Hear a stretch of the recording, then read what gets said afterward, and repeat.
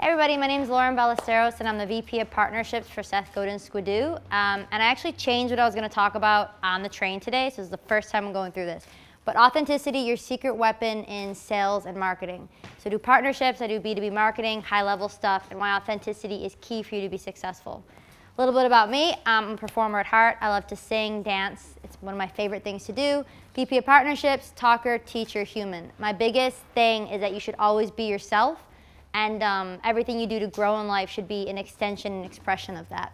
So my story is, that's me moving to New York City. I used to work at Bank of America doing loan modifications, had my own real estate business, if you can believe it, and I totally quit one day and left and moved to New York with no clue about what I was doing. So originally lived in the Bronx in a very dilapidated house, moved to Harlem, and then recently moved to Brooklyn, and I was stupidly broke, absolutely broke, not a clue what I was doing, preaching my mission, not making a whole lot of money.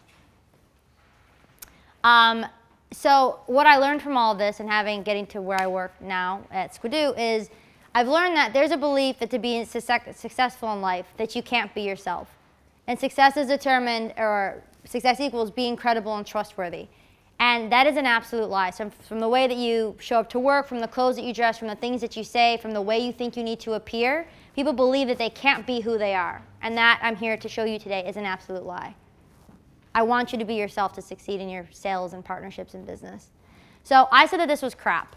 And I was pitching, everyone and their mom was pitching Ramit Sethi, Tim Ferriss, Seth Godin, a variety of people. And for Seth's interview, I agreed told myself, I'm going to show up 2,000% myself. They're either going to love me or they're going to hate me. And he loved me. And he ended up bringing me on board with these 6 amazing individuals. That little black spot with me there is my favorite dog, Luna, my only dog. And I was given the chance to create partnerships with some of the biggest organizations in the world, doing it my way without ever having to compromise. So here's what I learned. Passion trumps ignorance. I didn't have a clue as to what I was selling when I joined the Domino Project, but I was excited about it, and I knew that what we were doing was changing the world, and I was open and willing and determined to have a conversation. So what I learned was, excuse my language, go big or go the fuck home. When you deal with people at a CMO level, if you are not talking big and have something to support it, you're wasting their time. And believe in what you do, period. Because if you don't believe in what you do, people sniff that out very quickly, and they don't want to work with you. Know your story and share it. So the higher up you go, the more it's about storytelling, right? Who you are, how do you show up in the world, what does your product or service do, and why in a big picture way, in a feeling way, is that important? The bigger the deal, the bigger the partnership, the more they care about your story and the less they care about the technical stuff. And not everyone's going to get what you do. That's not your job. Your job is to find the people who love and embrace it and expand that.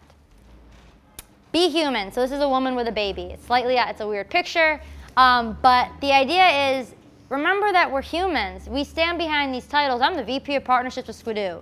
That makes me sound important. But I'm a person. I have fears. I have needs. That's the person you want to talk to.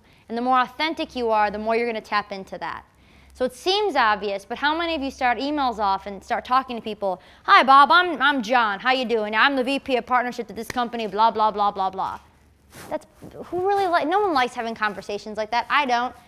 It's always a conversation. I teach my students, when you sit down with someone, it's the art of learning how to not talk about business. Someone said to me, if you had 3 seconds in the elevator with a CEO, what would you say? I would say, how do you like your coffee? I would never, not for a second, pitch. You're not going to win it. No one's going to be so amazed by what you're saying, normally, right? So yeah, I guess I sort of lost where I was. So yeah, so what is it that you're really saying, and why is that important? And you're not selling, right? This is our fear. None of us want to be this guy when we're selling, right? The cheesy, sleazy, car salesman. You are your biggest asset.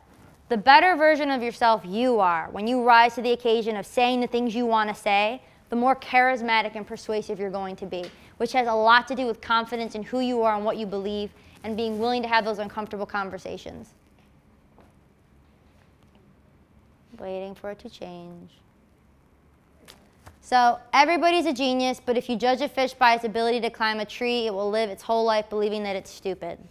So it's your job to figure out where you are, what's the word I'm looking for, where you are a force of nature, and finding the partners and the resources to propel you. So this is where you can get at me. Twitter is probably the best place, and I hope that you'll attend my class, as I think you'll learn a lot, and I'd love to meet you. So thank you.